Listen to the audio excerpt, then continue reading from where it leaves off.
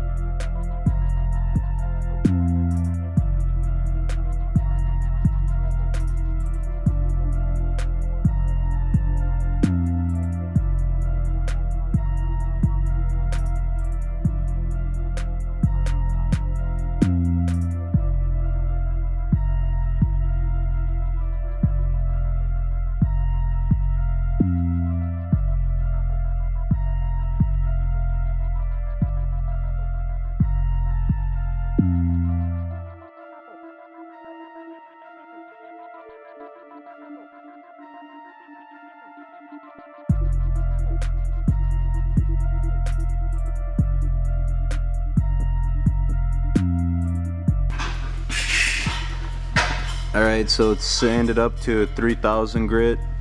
It's kind of faded right now, but I'm gonna hit it with some rubbing compound, the white stuff, and then some of the blue stuff after. I know it's for polishing swirls, but it works fine.